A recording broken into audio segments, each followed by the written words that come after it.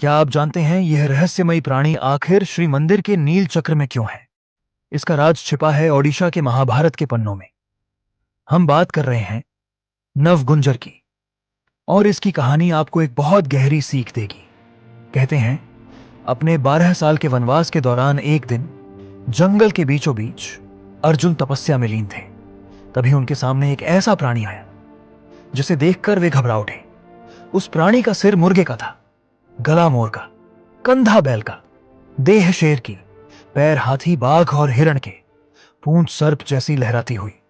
और सबसे अनोखी बात तो यह थी, उस प्राणी के पास एक हाथ मनुष्य का था जिसमें उसने एक कोमल सा कमल पकड़ रखा था। अर्जुन इस दृश्य को देखकर अचंभित थे और उन्होंने तुरंत ही अपना धनुष तान दिया आक्रमण करने के लिए। परंतु उस प्राणी में कुछ तो ऐसा था कि वे रुक गए। और उस क्षण में अर्जुन समझ गए, यह कोई सामान्य प्राणी नहीं, यह माधव का रूप है। यह था नवगुंजर, विष्णु जी का एक अलौकिक रूप। एक ही शरीर में 9 अलग जीव, जैसे प्रकृति की हर शक्ति उसमें बसी हो। परंतु अर्जुन इस मुलाकात का कारण नहीं समझ पाए। तब माधव ने उन्हें समझाया कि दैविकता का कोई एक रूप नहीं होता। रंग, गुण, प्रकृति सब एक दैव्य एकता का हिस्सा है। इंसान को दिव्यता किसी भी रूप में मिल सकती है, वे हर जगह है।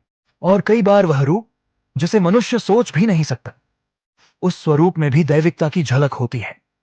और यही तो ओडिशा की खूबसूरती है, जहां स्वयं प्रभु एक नहीं, अनेक रूप में मिलते हैं। इसीलिए श्री मंदिर के नील चक्र पर 8 नवगुंजर खड़े हैं, मंदिर की रक्षा करते हुए और हमें याद दिलाते हुए कि ईश्वर हर रूप में व्याप्त है। भारत से जुड़ी और कहानियों के लिए फॉलो करें